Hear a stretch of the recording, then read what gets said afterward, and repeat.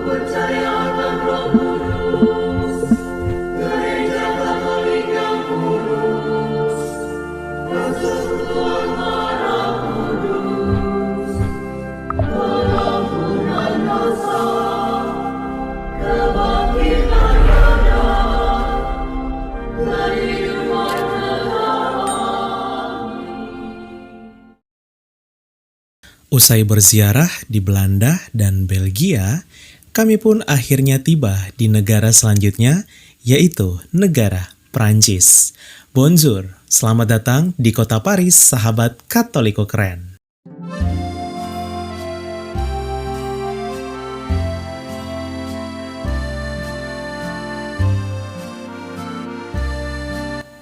Paris merupakan ibu kota dari negara Prancis.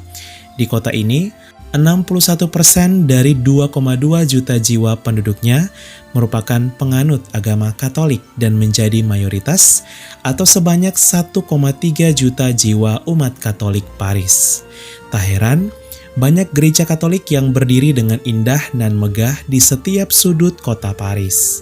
Selain dikenal sebagai kota mode dunia dan juga kota yang romantis, Paris juga menjadi kota tujuan turis paling populer di dunia dengan 30 juta pengunjung setiap tahunnya. Sampai sahabat Katolik keren, saat ini aku sudah berada di kota Paris, Prancis. Selamat datang di negara Prancis. Dan ini adalah ibu kota dari negara Prancis, yaitu kota Paris. Dan saat ini aku akan mengajak kalian untuk mengunjungi Kapel Penampakan. Nah, kalau sahabat Katolik keren pernah membeli atau pernah memakai medali wasiat, nah itu adalah peninggalan dari penampakan Bunda Maria kepada Santa Catarina Labore. Dan kita akan mengunjungi kapel tersebut yang begitu keren dan luar biasa. Dan kita juga akan misa di sana. Ikutin terus ya.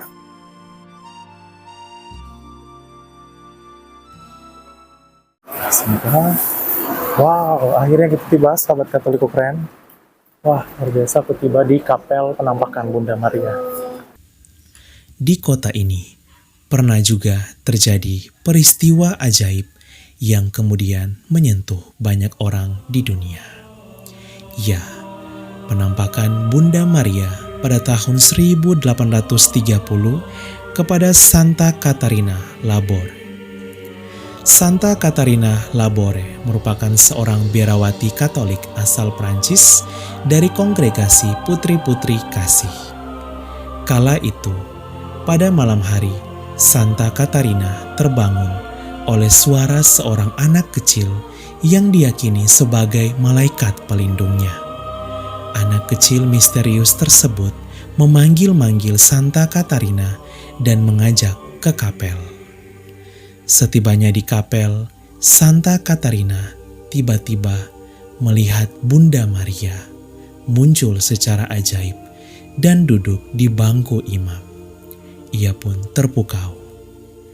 Penampakan Bunda Maria ini kepada Santa Catarina terjadi sebanyak 3 kali. Dalam penampakan, salah satu pesan Bunda Maria kepada Santa Catarina ialah agar dibuatkan sebuah medali yang kini kita kenal sebagai medali ajaib atau medali wasiat. Bunda Maria berkata bahwa siapapun yang mengenakan medali wasiat ini dengan sungguh-sungguh akan menerima banyak karunia. Usai diselidiki oleh gereja bertahun-tahun lamanya, penampakan Bunda Maria ini ternyata sungguh terjadi dan mujizat. Devosi dan novena medali wasiat pun mulai tersebar ke seluruh dunia. Bahkan, usai penampakan terjadi, sebanyak 1.500 medali wasiat pertama kala itu akhirnya dibuat sesuai dengan pesan Bunda Maria. Tak sedikit umat yang mengalami pengalaman spiritual dan mujizat dengan medali wasiat ini dari segala penjuru Prancis dan bahkan dunia. Hingga di dekade berikutnya, sudah sebanyak 20 juta medali wasiat yang telah diproduksi oleh salah satu pabrik di kota Paris. Kita akan misa di sini. Luar biasa.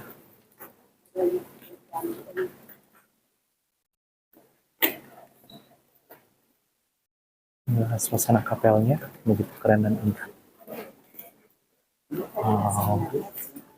Sini juga toko rohaninya yang menjual medali wasiat. Kapelnya. Salve sahabat Katoliku keren, inilah kapel Bunda Maria Medali Wasiat atau Medali Mujizat.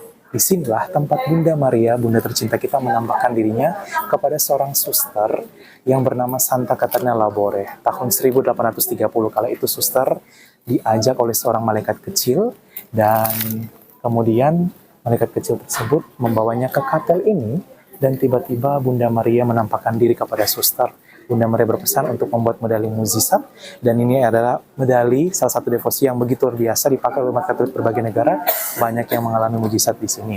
Dan di depan sana ini juga ada banyak para peziarah dari berbagai negara dan juga sebelah sini pintu masuknya ya. Dan ini bagian dari kapelnya dan kita akan misa bareng di sini. Berkunjung ke Prancis jangan lupa mampir di sini ya. Katoliko keren, salve.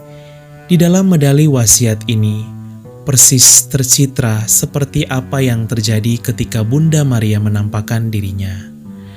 Tampak sebuah sinar yang melambangkan melalui perantaraannya Maria membagikan rahmat Allah kepada dunia. Tampak juga Bunda Maria menginjak ular di atas bola dunia, yang artinya Bunda Maria menolong kita dalam pertempuran melawan si jahat yaitu iblis. Terdapat juga dua hati, yaitu hati Yesus dan hati Maria yang melambangkan kekuatan kasih yang mencapai penyerahan total. Terdapat juga lambang 12 bintang yang melambangkan ke-12 rasul gereja. Dan yang terakhir di dalam medali wasiat terdapat huruf M dengan salib. M inisial Maria bertaut dengan salib Kristus, lambang pertautan keduanya. Di dalam medali wasiat ini juga terdapat doa yang berbunyi, "O Maria yang dikandung tanpa noda dosa, doakanlah kami yang bernaung di bawah perlindungan-Mu." Hingga saat ini, di lokasi penampakan Bunda Maria kepada Santa Caterina Labore tersebut, berdiri kapel yang bernama Kapel Santa Perawan Maria Medali Ajaib. Ini merupakan salah satu situs peziarahan Katolik yang terkenal di Prancis, selain Lourdes, La Salette, dan Pont Main. Banyak umat Katolik dari berbagai negara yang datang berziarah di sini. Di kapel ini juga terdapat makam dari Santa Caterina Labore yang menerima penampakan Bunda Maria. Dan luar biasanya lagi, tubuh dari Santa Caterina masih tetap utuh sampai saat ini, walau sudah meninggal 147 tahun yang lalu. Sungguh karya Tuhan yang luar biasa, dan Bunda Maria yang senantiasa menyapa serta mendoakan kita anak-anaknya di dunia. Ini adalah Santa Caterina Labore, perjalanannya dengan menampakkan Bunda Maria. Biasa di sini.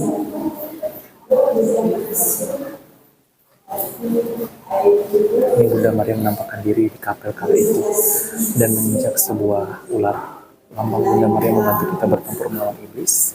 Di medali wasiat itu ada gambar M, Bunda Maria berkait dengan salib, dan hati kudus Yesus dan hati Maria. Oh ya, sahabat Katoliku keren, berziarah ke kapel medali ajaib di Paris ini, jangan lupa mampir juga di toko rohani yang persis bersebelahan dengan kapel. Bisa dikatakan ini adalah toko rohani resmi yang memproduksi medali wasiat langsung dari lokasi penampakan yang terjadi.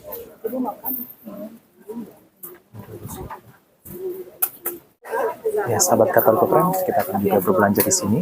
Jangan lupa mampir dan berbelanja di toko di samping gereja. Ini ada medali wasiatnya di sini, bagus banget.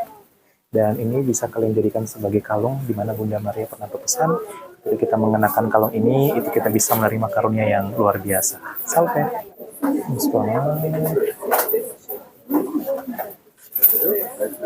Santo Vincentius Apollo juga berperan di baliknya. Ada kaitan. Hasilnya bagus banget. Nah, ini besar banget, salah satu keren. Ada yang medali wasiat yang perak, ada yang emas.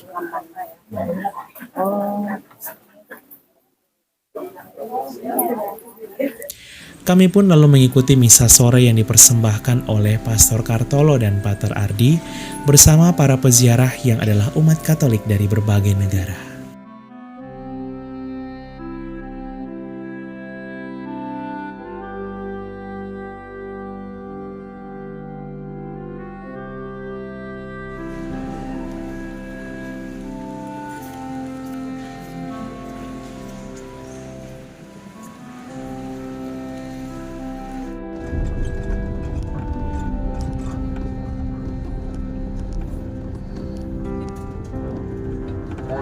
ada ukuran A, nanti raja berikutnya. Saya tidak hafal semua nama gereja itu.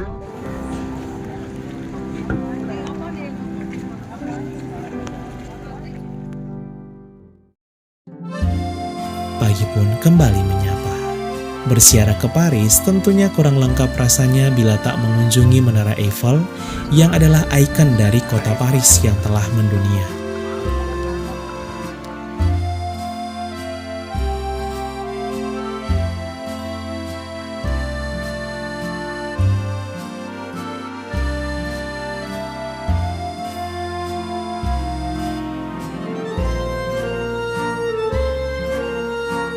Kami pun lalu menaiki kapal pesiar mengelilingi sungai Seine sambil menikmati pemandangan kota Paris yang begitu indah. Amin.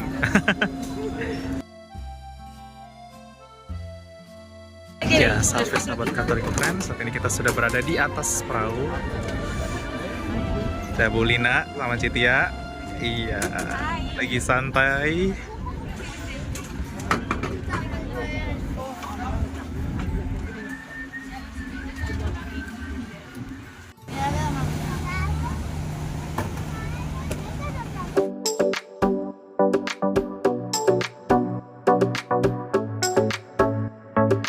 Puente dedicado a la Alianza Franco-Rusa fue finalizado en el año 1900. Punto para salute.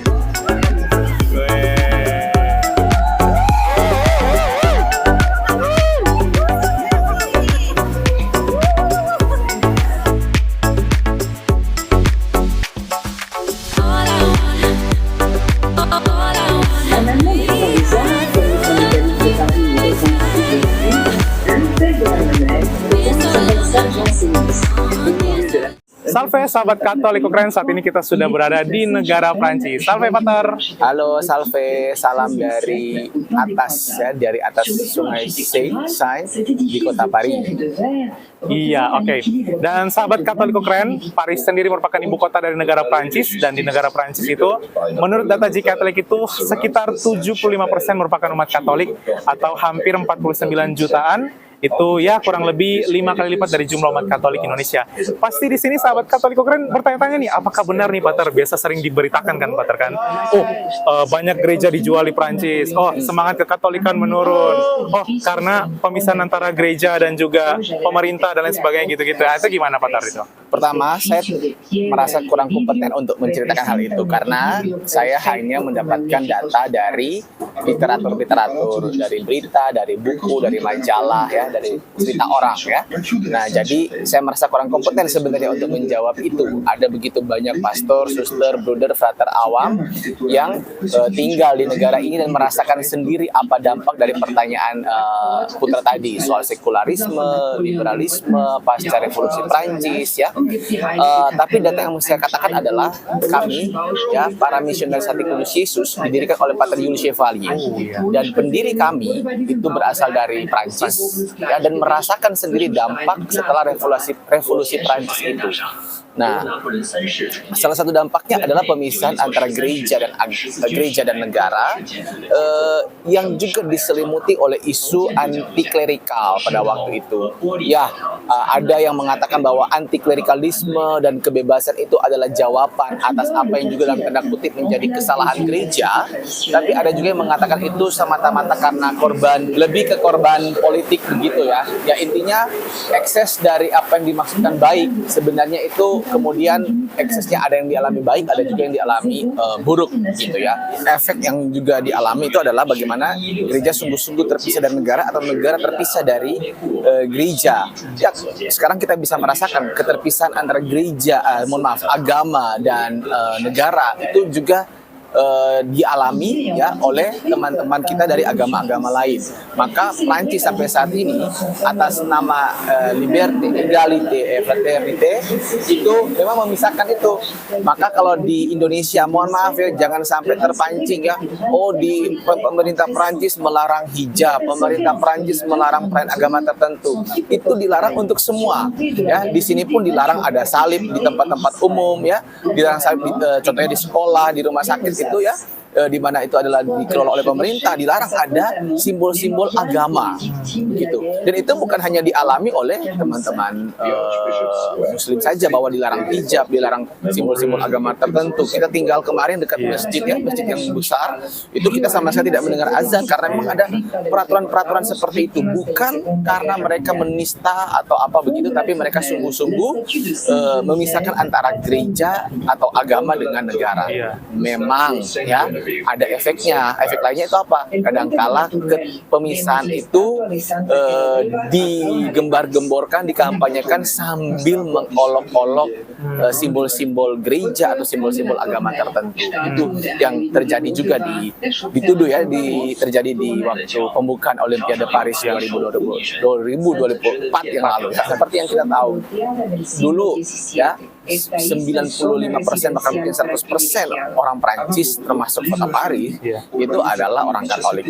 Nah, ketika pemisahan itu terjadi antara gereja dan negara, agama dan negara, ya, maka jumlah penganut agama Katolik itu berkurang.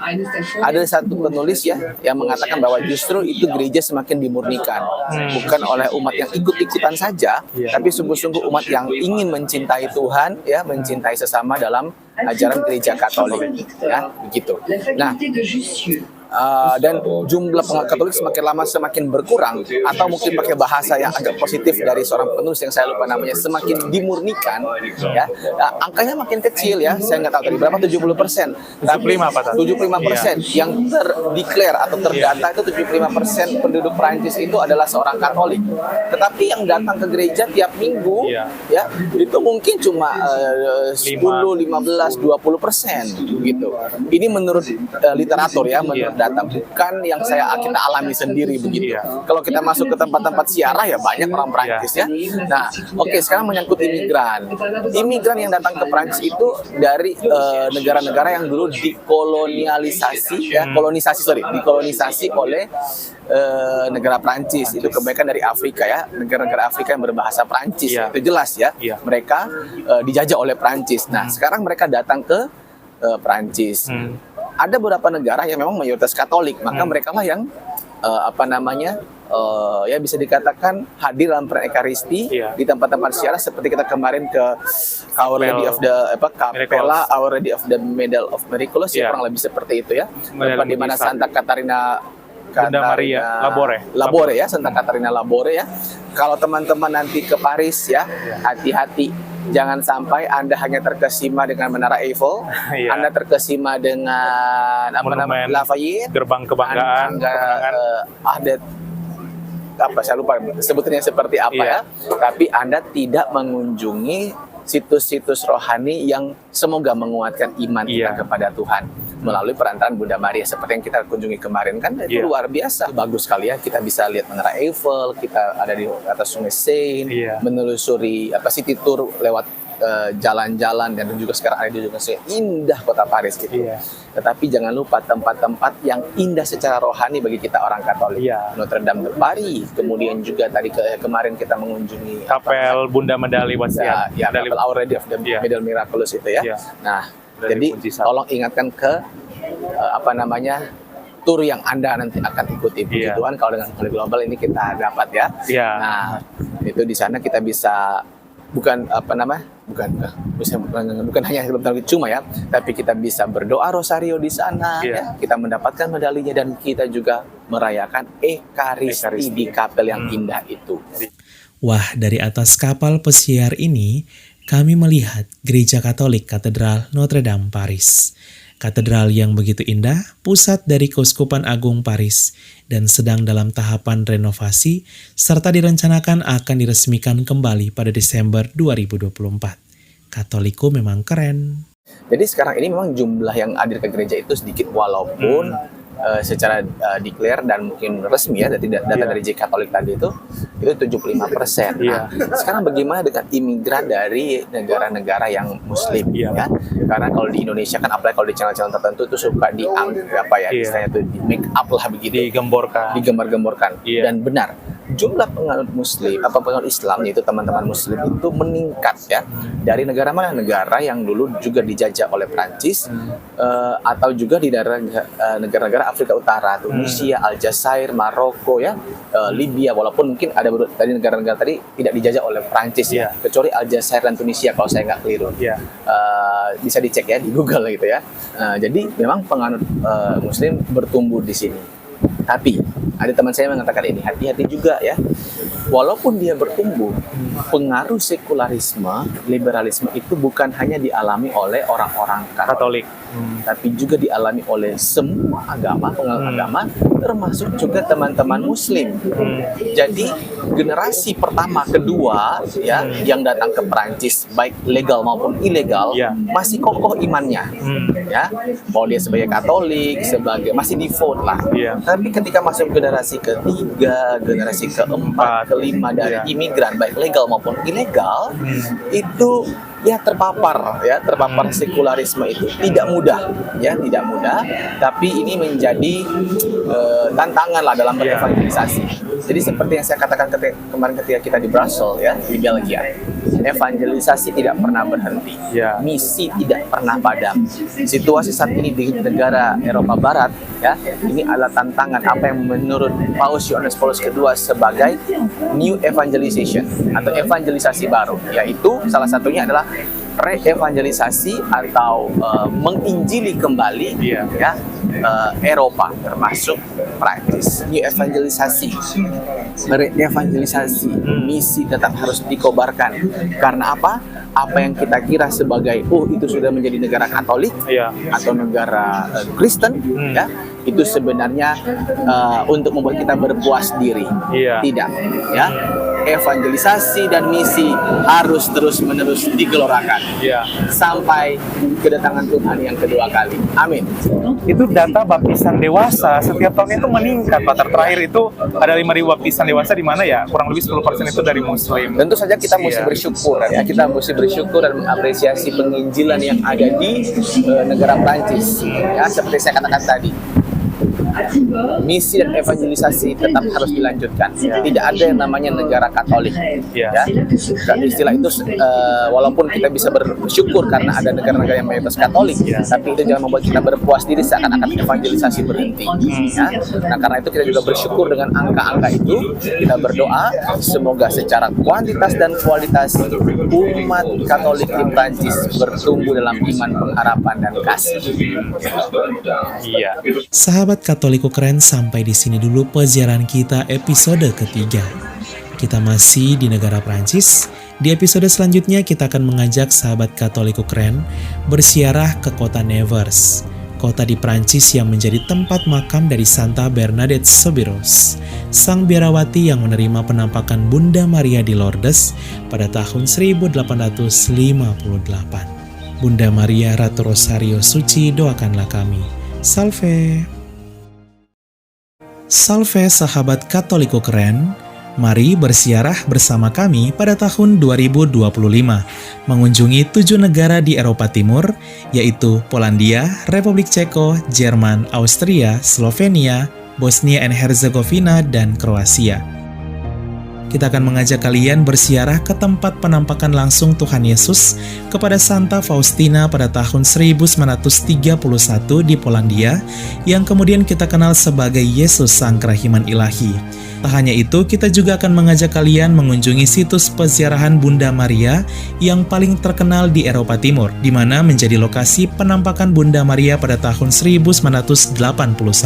Ziarah ini akan dilaksanakan dari tanggal 26 Juni sampai 9 Juli 2025. Yuk segera daftar karena kuota terbatas hanya untuk 30 orang saja. Untuk info selengkapnya dan pendaftaran hubungi nomor WA 082395354851.